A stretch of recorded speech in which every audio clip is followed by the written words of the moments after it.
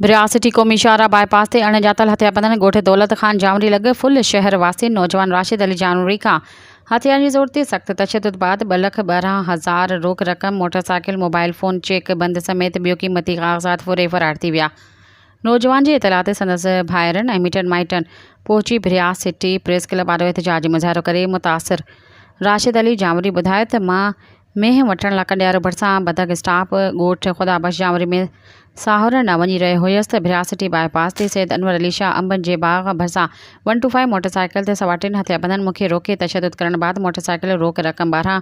2,12,000 mobile phone क़ीमती काग़ज़ात फुरे करे फ़रार थी विया आहिनि। हुन जो त अहिड़ो इतला बिरासिटी थाणे ते पिणु ॾिनो आहे पर पुलिस जवाबदार गिरफ़्तार नाहिनि कया।